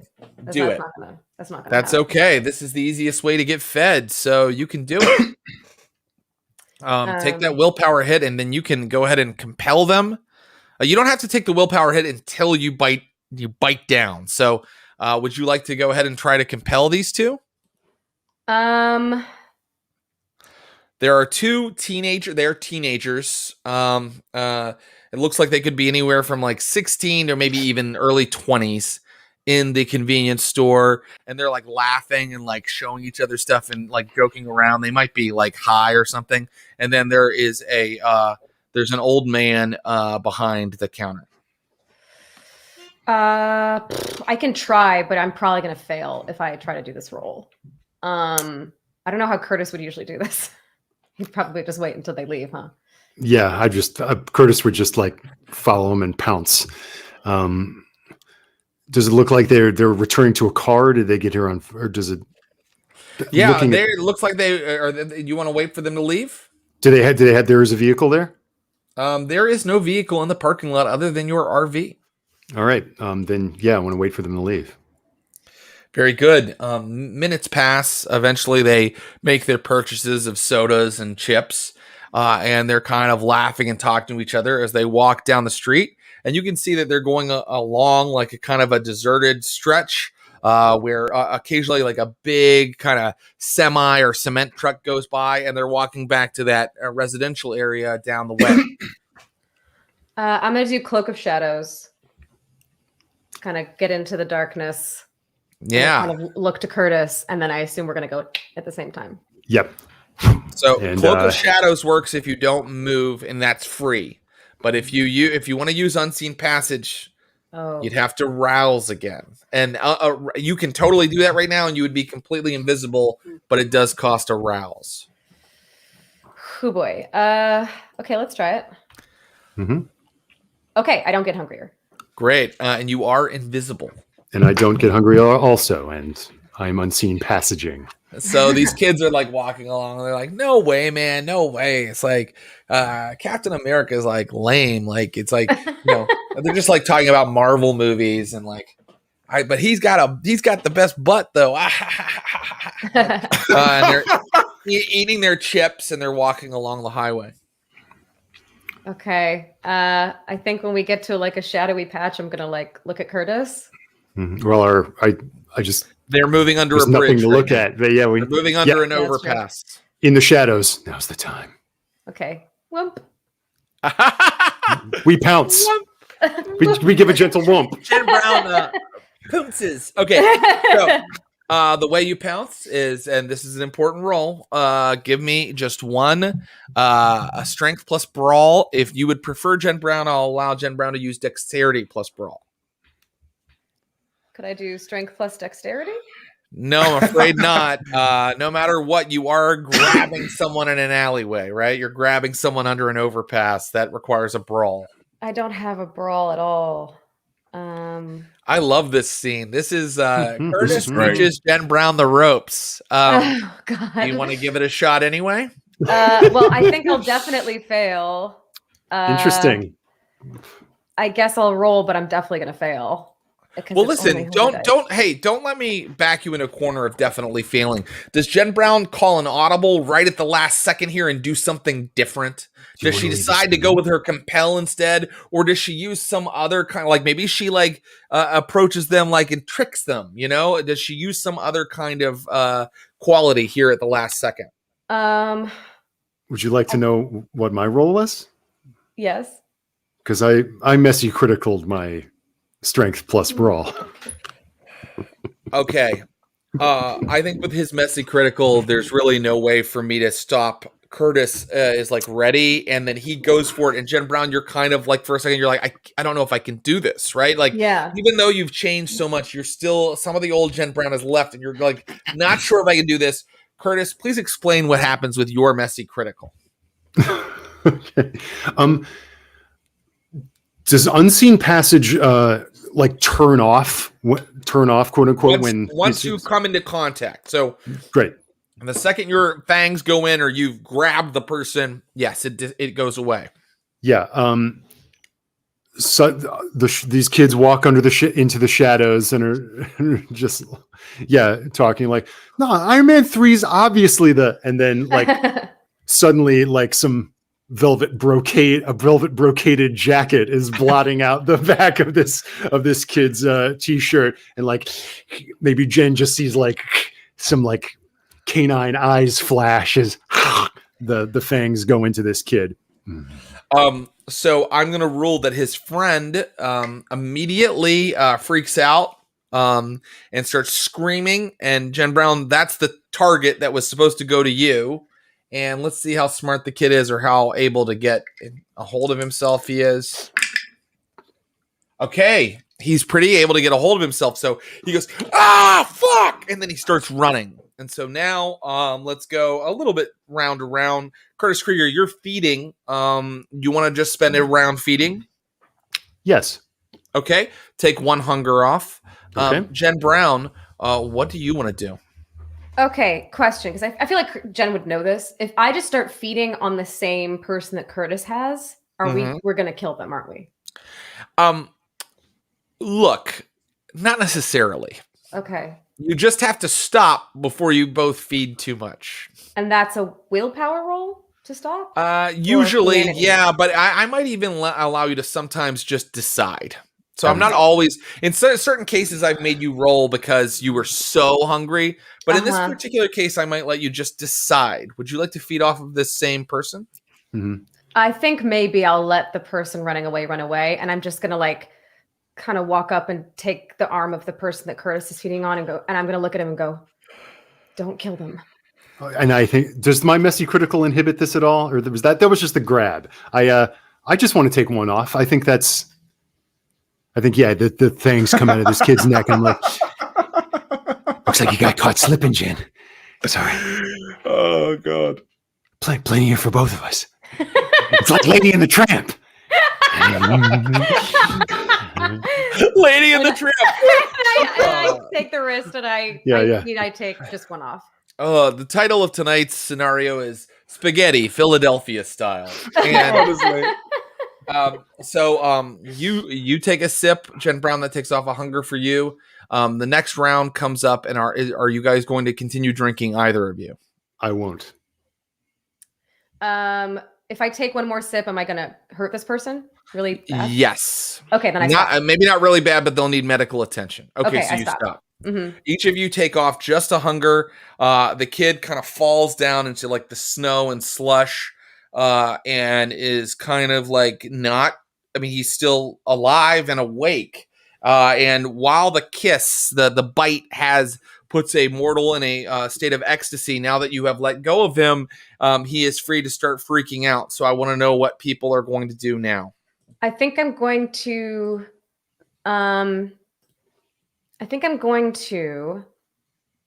put a hand on. Is it a fella or a lady? It's a young fella. I'm gonna put a hand on the fella and go, you okay?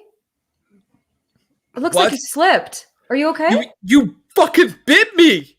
You fucking bit me. Oh, get the fuck away from me. Can I try to use like persuasion or something to convince him that he must have like seen something and just try to convince him that he slipped? You may. You may use your manipulation. Okay. Plus persuasion. I'll make the difficulty lower if you use subterfuge. Manipulation plus subterfuge. Okay. Mm-hmm. Difficulty 2.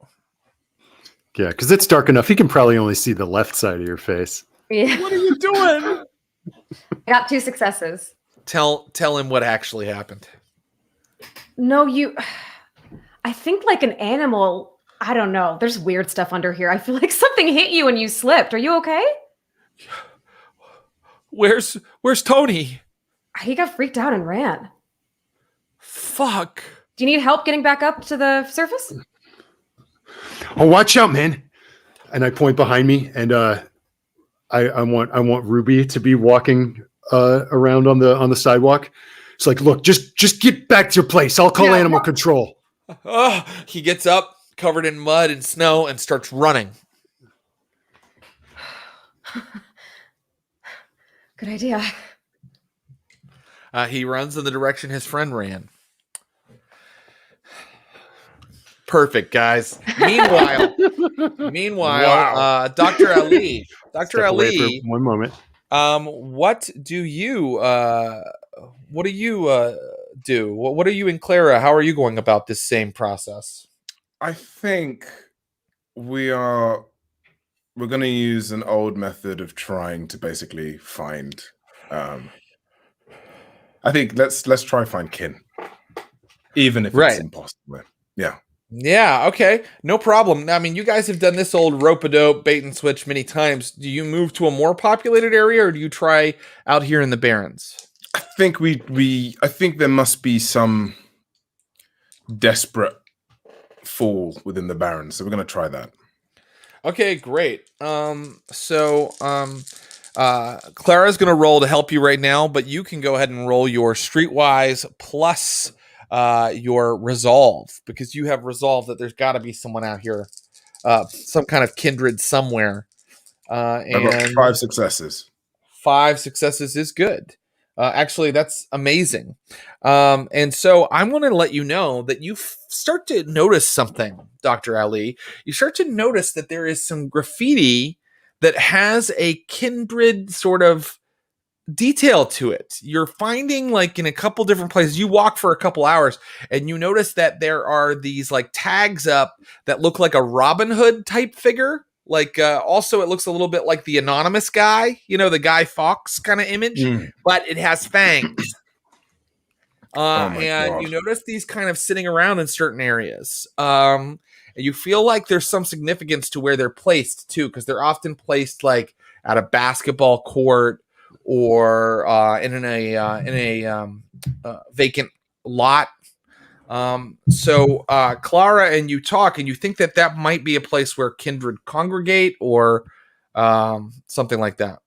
What do you think? Okay, yeah, I'm gonna follow it, see what happens, see where it might lead. Not too far away from the RV, but just enough to be like, I'm just gonna take my chance.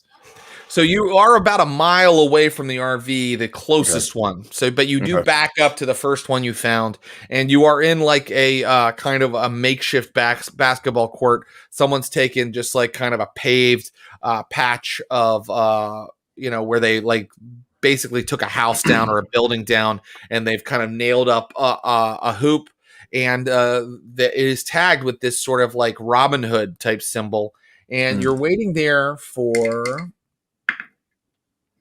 Well, altogether you've been doing this for like 3 hours when someone comes out through the like the gates and walks up toward you, and they look quite pale. They are a young woman in like a hoodie. She's got short black hair. And she's kind of everything she's wearing looks pretty kind of low income, like low, like she doesn't have a lot of money. And she walks up to you and she's like, Robin Hoods? One of the merry men. Does that mean you're in the hoods? Yes, I'm in the hood. Yes, absolutely. Okay, so how do we do this? Well, I mean, you've done this before, so surely you should know. No, I thought you help people. I thought you help me. I can help you. I'm getting really hungry, and I know. They said that the Robin Hoods help people find. Yes, and I will help you. Is she? Is she? No. And she points over at Clara. And I'm like, no, she will help us. That's how we help you.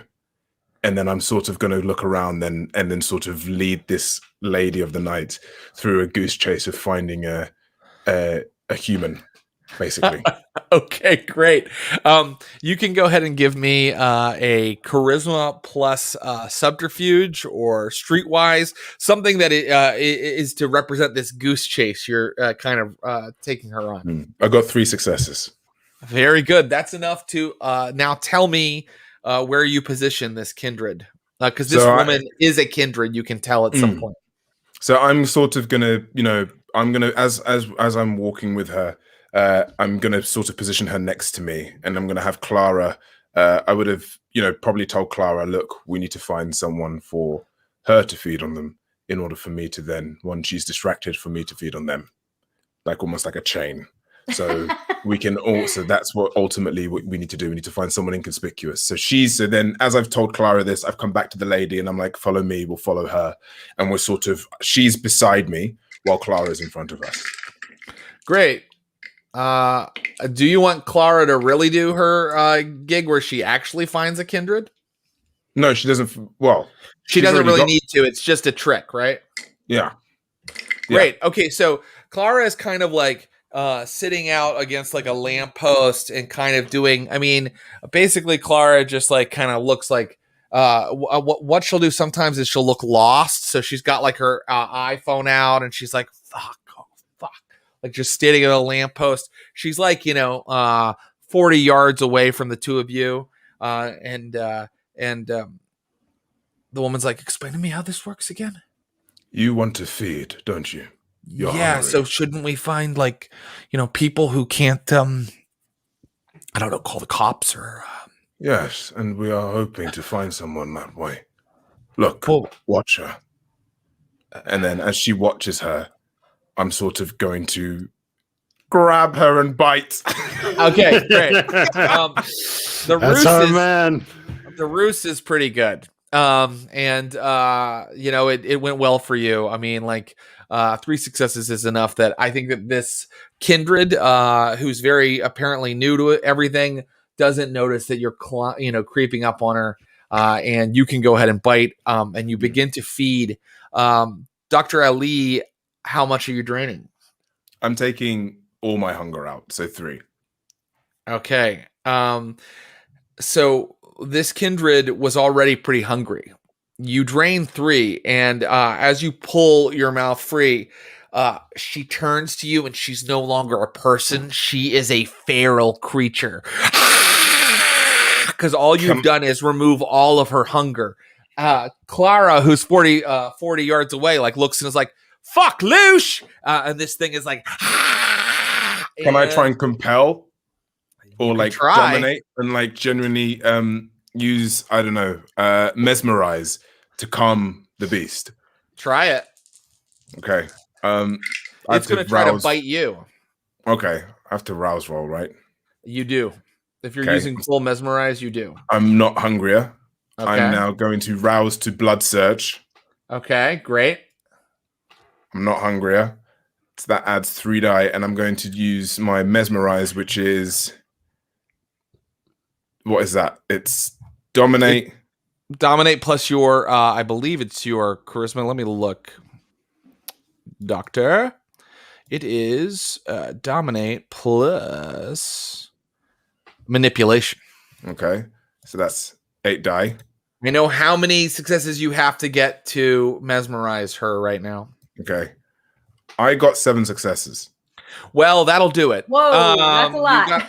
So she literally leaps at you like slavering at the mouth, and you tell me what you say to her. I put my hand just goes on her face and just goes, "Down, girl."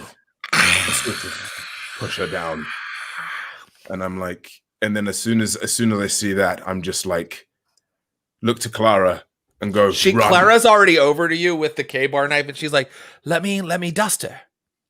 No. Put her to sleep. Through the head. Now. Right. Okay. I'm ready. Here we go. Let's see how Clara does. Oh, boy.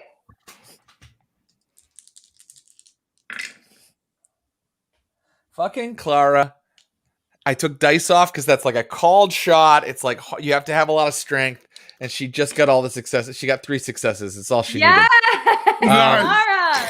So the K-bar knife goes into the back of the kindred's head. Clara pulls it out, and so she can keep the knife. But you've done so much damage that you've put this kindred into torpor for a little bit. But she can start rousing to heal. But she's she's too hungry to rouse to heal. So yes, you've put her into torpor. Right, and then as soon as I see that, I'm like, good. Remember that. Play upon that skill. Now let's go. And then we're going to start running back to the RV. Very good. Okay. Amazing. So you run back to the RV. What about Curtis and our friend Jen Brown? I think we're back there. Yeah. Okay, great. So soon everybody is back at the RV. Okay. So, I take it we're all successful here. Yes. There is something I have to do, but it won't take long. Fine. I can catch up with you wherever you end up. Okay, well, before you do, I just want to share that there have been these incredibly weird graffiti tags of Robin Hood with vampire fangs. I should think that we should possibly maybe keep an eye out. It seems to attract other kin, and they believe to that these Robin Hood fellows, or Robin Hood vampires, help them in feeding other people. Anyway, go do your thing. Very good. So you do have a lead, Lucius, if you're looking for other vampires. And I mean, logic tells you that they are, in fact, anarch vampires. If they're so hard up for food, they're looking for this secret organization to kind of help them feed. So that is a lead you have. It's not one that you have to specifically follow. Jen Brown, let's go with Jen Brown for a moment. Jen Brown, what are you going to do? I'm going to go check on Sabrina and Dylan. Great. So, are you going to contact them, or are you just going to show up? I'm going to show up. Okay. You find the apartment. You know where it's at. You're the one that rented it for them. And there's a buzzer. The names on the door are aliases. But you set that all up for them, and Sabrina's a good enough hacker. Well, actually, Sabrina still manages Grouper, as the CEO, as Sabrina, but in this apartment, she goes by an alias, right? I don't Leffler. I think I'm gonna text if there's like a bench, like a bus bench or something nearby that's not like immediately in front of their place. I'm gonna sit on it and text her. Great. She's like, "Oh my God, I can't wait to see you. We are at the new Grouper office."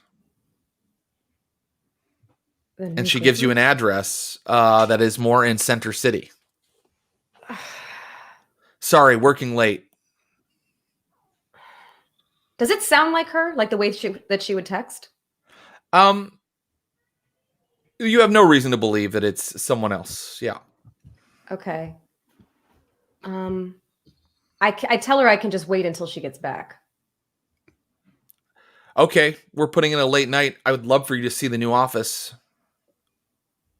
I'm going to text Curtis and Lucius where I'm heading, because now I'm getting kind of suspicious, just to let them know where I am.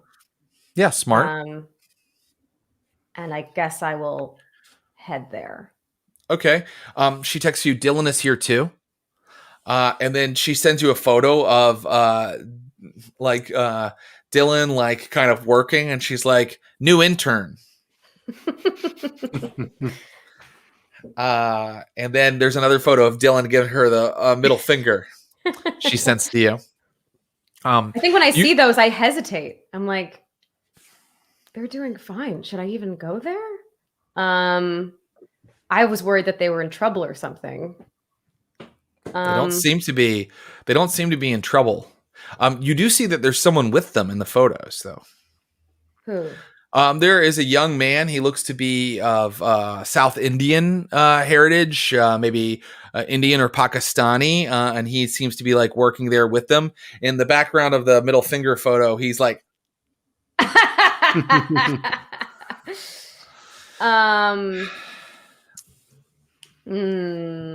okay. I think I'm going to change my mind. I'm going to say, you know what? I can't come to the offices, but if you want to meet at your place at some point, I can come there. She writes, we're coming now. They'll come to you. Okay. And so you are waiting outside the apartment, and soon Sabrina's Prius pulls up, and 3 people get out of it. Sabrina, Dylan, and this guy. Oh, and he's like, "What's up, Jen Brown?" And he walks up and he's like, "I can't believe I'm going to meet the coder who created Grouper." And he's kind of looking you over, and Sabrina's like, "Sorry, he wanted to come." And he's like, "You're a legend. What's going on with the hood?" Cold. What are you wearing? Tell me how she looks right now. I think I went with the anime fashion statement. Oh, okay. So then he definitely notices something weird about you. Although there shouldn't be much to notice, because as you said, you've gone with kind of a look that is sort of passing. And Sabrina's like, let's go upstairs. And she opens the door and is heading into the apartment. How about, they can get settled and we can chat out here for a second. You're talking to the young man. Yeah. Yo, what's up? My name's Tinaz. Tadine. Hey. How's it going? Good, man. Can't believe I'm meeting the creator of Grouper. That's amazing. We've made so many great changes. Yeah, can I talk to my friends for just a second, man? I haven't seen them in a while. Sure. I'll wait upstairs. Thanks. He heads upstairs, and Sabrina's like, what's with the hair? It's a cool look. How are you guys doing? Dylan's like, good. Sabrina's teaching me how to code. Yeah, I mean, you're learning. It's like, you're mostly an intern. She's like, fuck you. Seriously though, Jen, what's going on with the what's this look? Stuff got a little hairy back in Pittsburgh, so the Inquisition loves fire. So I'm just covering up. Oh my God. Yeah. I'm all right. That was Dylan that said, oh my God. And Sabrina goes, don't lie to me. Show me. I'm not lying to you. Yeah, you are. I know when you're lying. Show me. I can take it.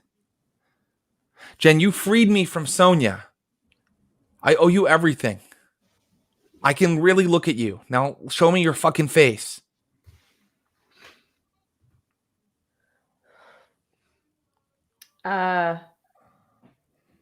Jen pulls back a bit of she doesn't show the whole thing, but she pulls back a bit of the mask and then hides her face again. God. Yeah. You said you needed to see me? You look like her. You said you needed to see me, right? Is everything okay? Everything's great. Come upstairs. I want to tell you about some changes to Grouper. I can't go up there. Why not? Brina, I'm not. I can't hang out with your tech pal and talk about the company. I can't. I thought you were in trouble. That's why I came.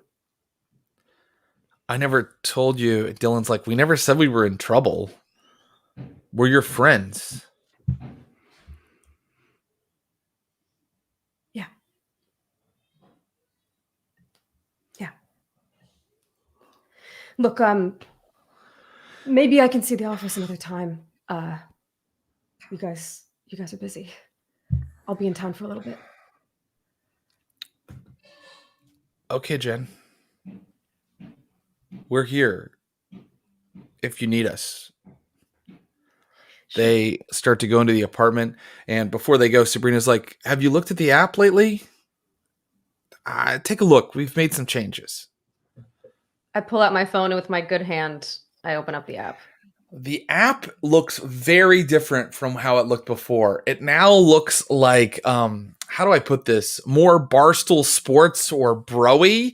And it's like, connect with your peeps. Like, it's just like, and like all of these like things are popping up to be like, what's up? Time for a hookup. And then in a lot of like the example photos you see in the background, there's example photos of like young people in cool normcore clothes. Like a lot of them are like partying, like, and a lot of those photos you see the young man who just went upstairs.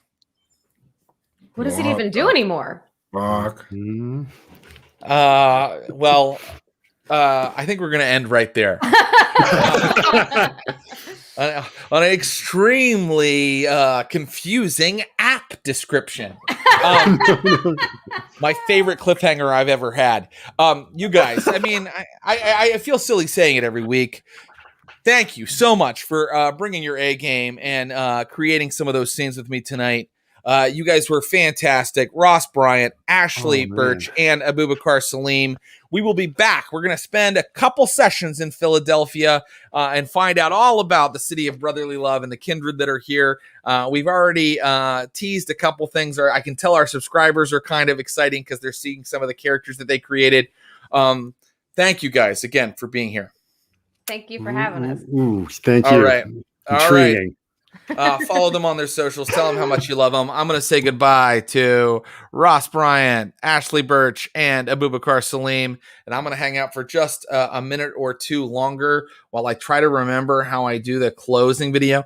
Guys, that was Vampires of Pittsburgh. I am so happy we were able to bring it to you today. We are going to be back next week with another. Oh, no, I'm sorry. This is important. Okay. So we are going to be dark for a week, and it's because my wife is having a baby. So Tuesday night, I will be interviewing John Harper.